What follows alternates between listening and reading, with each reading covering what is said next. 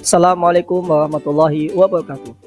Halo Bapak Ibu guru hebat, saya Sintika Sanovic, calon guru perang angkatan 9 Kabupaten Brebes Provinsi Jawa Tengah. Di sini akan memaparkan koneksi antar materi modul 1.4.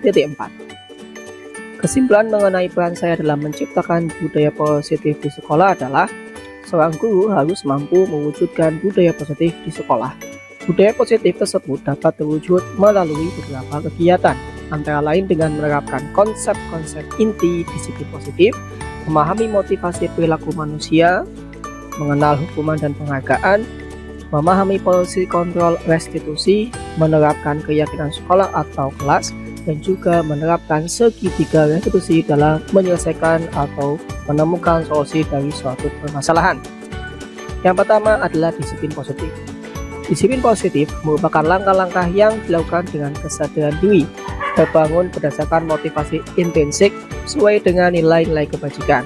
Disiplin positif akan mewujudkan pribadi yang bertanggung jawab dan mampu mengontrol atau menguasai diri sendiri untuk melakukan tindakan-tindakan dan bertujuan untuk mencapai sesuatu yang bermakna. Yang kedua adalah motivasi perilaku manusia. Diana Gosen dalam bukunya Restructuring School Discipline menyatakan ada 3 motivasi perilaku manusia. Yang pertama adalah untuk menghindari ketidaknyamanan atau hukuman. Yang kedua untuk mendapatkan imbalan atau penghargaan dari orang lain. Dan yang ketiga adalah untuk menjadi orang yang mereka inginkan dan menghargai diri sendiri dengan nilai-nilai yang mereka percaya. Dari 3 motivasi ini, poin pertama dan poin kedua merupakan faktor eksternal, dan poin ketiga adalah faktor internal.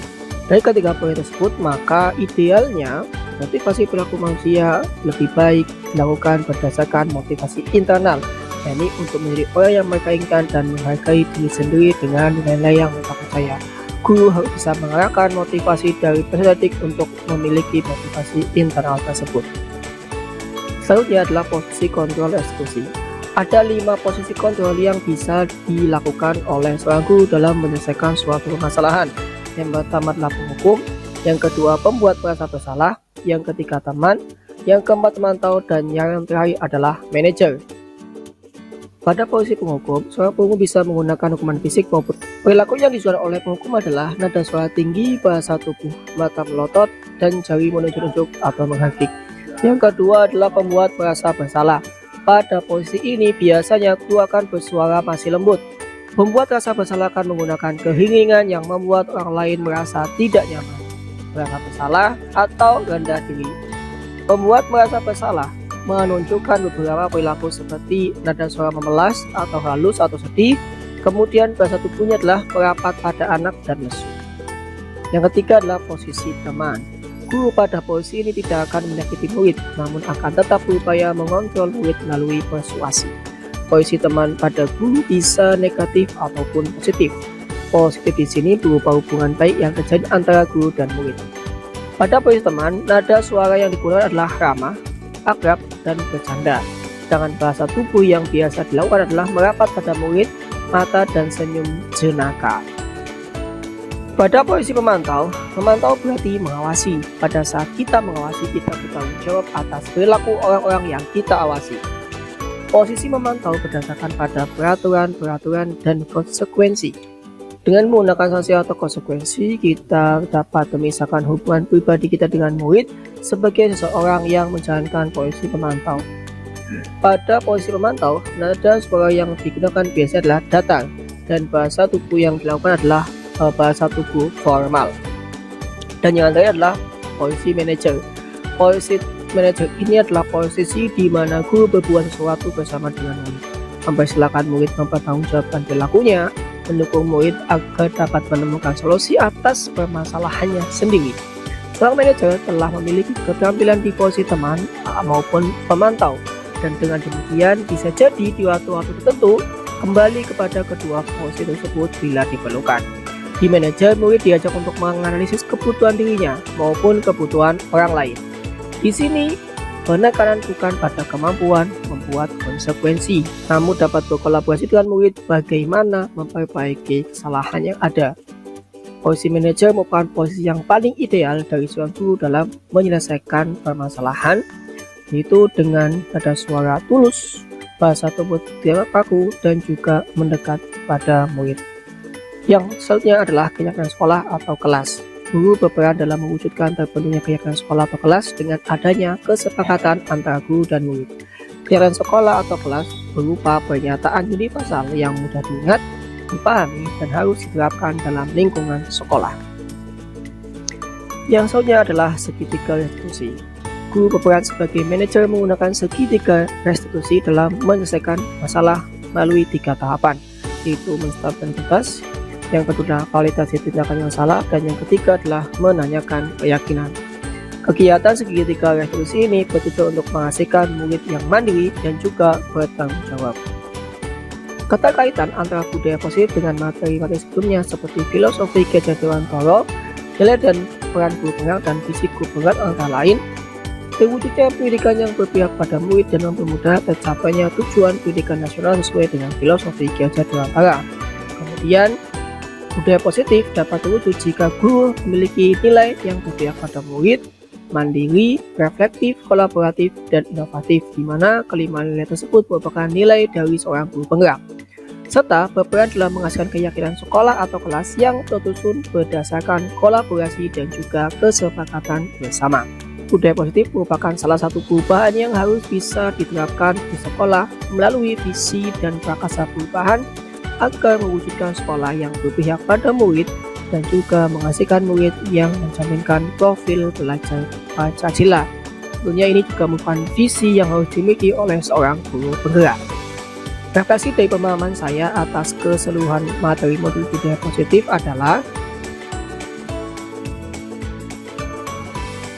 saya sudah memahami bahwa penerapan budaya positif tidak hanya memuat nilai-nilai kebajikan dari seorang guru saja, namun juga berkaitan dengan konsep-konsep inti penerapan keyakinan sekolah atau kelas, teori kontrol, memahami kebutuhan dasar manusia, dan penerapan segitiga restitusi dalam manajemen penyelesaian masalah. Seluruh konsep tersebut harus disadari, dipahami, dan diwujudkan secara bersama-sama oleh semua pihak yang ada di sekolah.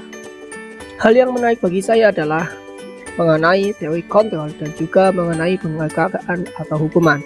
Berdasarkan teori yang dipelajari, posisi kontrol yang paling ideal adalah posisi manajer. Namun, menurut saya, fakta di lapangan nyatanya membuat saya harus menguasai 5 posisi kontrol tersebut dan bijak dalam mengimplementasikan posisi kontrol yang ada sesuai dengan masalah, situasi, dan kondisi yang terjadi.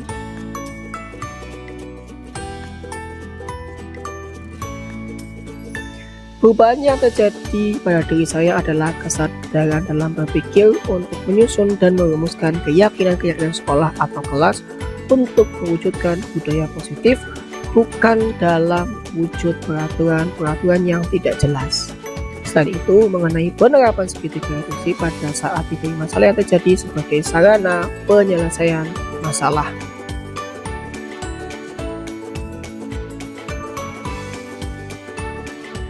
Saya menangani keterlambatan siswa dalam kegiatan mujahadah di pagi hari. Sebelumnya, kegiatan mujahadah di pagi hari berlangsung di lapangan dan bisa dimulai pada pukul 07 tepat. Namun, beberapa waktu terakhir kegiatan tersebut selalu dimulai pukul 07.05 bahkan 07.10 karena keterlambatan siswa berkumpul di lapangan. Akhirnya, saya menggunakan langkah-langkah untuk menyepakati keyakinan sekolah berupa disiplin waktu termasuk dalam kegiatan mujahadah. Alhamdulillah, langkah tersebut berhasil dan keesokan harinya kegiatan mujahadah bisa dimulai pukul 07 tepat kembali.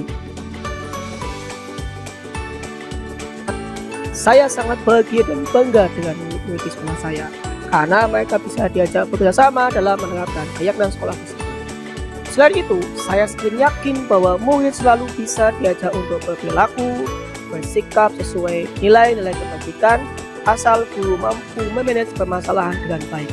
Sehingga saya termotivasi untuk terus menerapkan budaya positif di sekolah saya.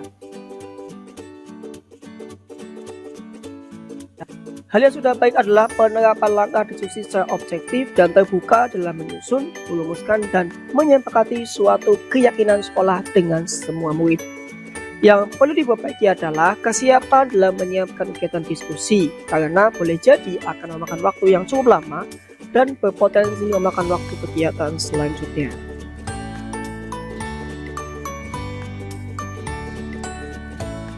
Posisi kontrol yang sering saya terapkan adalah penghukum dan pemantau. Menurut saya, anak usia SMA sudah memahami resiko ketika mereka melakukan sebuah kesalahan.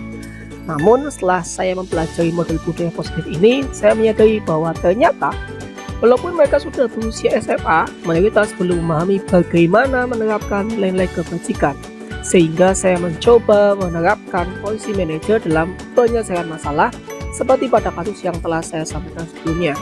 Dan alhamdulillah perbedaannya adalah siswa jauh lebih tergerak atau bisa melakukan kegiatan yang mencerminkan nilai keyakinan positif sesuai dengan motivasi intrinsik mereka.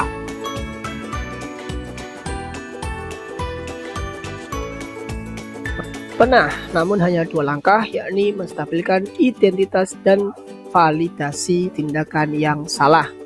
Saya selalu berusaha memberikan pemahaman bahwa ada beberapa kesalahan yang memang wajar dilakukan dan sering ditemui, bahkan saya pun pernah melakukannya.